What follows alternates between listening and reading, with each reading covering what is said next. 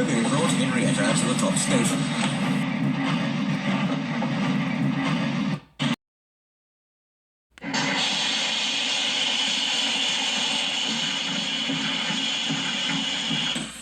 Percy was grumpily shunting. "Hello, Percy," he said. "I see Daisy's left the milk again." "I'll have to make a special journey with it, I suppose," grumbled Percy. "Anyone would think I'd nothing to do." Toby pondered the problem. "Tell you what," he said at last. "I'll take the milk. You fetch my trucks."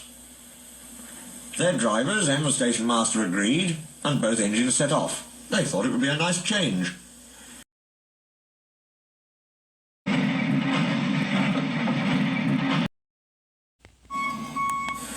Percy trundled away to the quarry. He'd never been there before. "It's steep," he thought, "but I can manage. Trucks don't dare to play tricks on me now."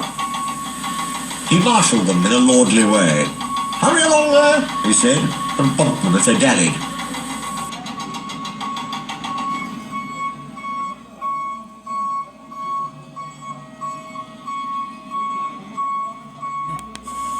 The trucks were annoyed. "This is Toby's place," they grumbled. "Percy's got no right to poke his funnel up here and push us around." They whispered and passed the word, "Pay Percy out." At last they were all arranged. "Come along," puffed Percy sharply. "No nonsense." "We'll give him nonsense," giggled the trucks. But they followed so quietly that Percy thought they were completely under control.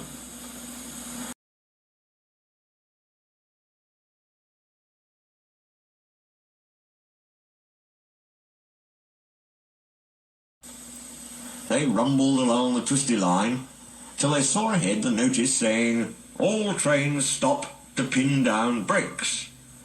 "Peep, peep, peep," whistled Percy. "Brakes guard, please." But before he could check them, the trucks surged forward. On, they cried. Percy, taken by surprise, couldn't stop them, and in a moment they were careering down the hill. "Help, help," whistled Percy.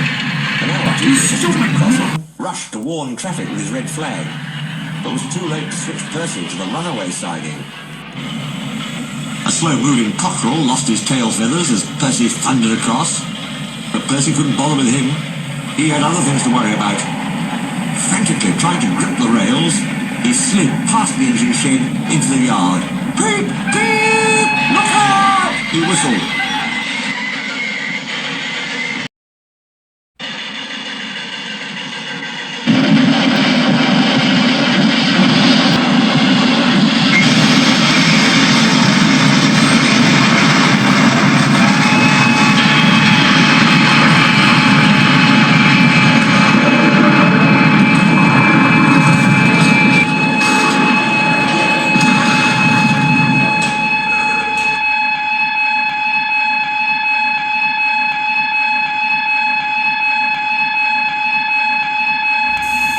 A train of these stood here when Percy came slithering down.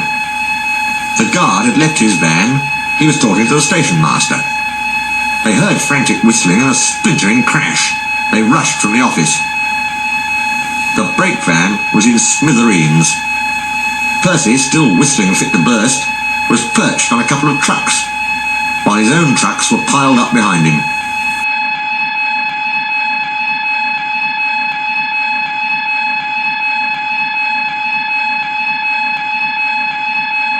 The Fat Controller arrived next day. Toby and Daisy had helped to remove most of the wreckage, but Percy still stood on his perch. "We must now try," said the Fat Controller crossly, "to run the branch line with Toby and a diesel. You have put us in an awkward predicament." "I'm sorry, sir." "You can stay there," the Fat Controller went on, "till we are ready. Perhaps it will teach you to be careful with trucks." Percy sighed. The trucks wobbled beneath his wheels. He quite understood about awkward predicaments. The Fat Controller spoke severely to Daisy too. My engines do not tell lies, he said. They work hard with no shirking. I send lazy engines away. Daisy was ashamed. However, he went on, Toby says you worked hard yesterday after Percy's accident, so you shall have another chance. Thank you, sir, said Daisy. I will work hard, sir. Toby says you'll help me. Excellent. What Toby doesn't know about branch line problems, the Fat Controller chuckled, such as balls, isn't worth knowing. Our Toby is an experienced engine. Thomas came back next day, and Percy was sent to be mended. Annie and Clarabelle were delighted to see Thomas again, and he took them for a run at once, because they hadn't been out while he was away. Thomas, Toby and Daisy are now all friends. Daisy often takes the milk for Thomas, and when Toby is busy, she takes Henrietta. Toby has taught Daisy a great deal. She shooed a cow off the line all by herself the other day.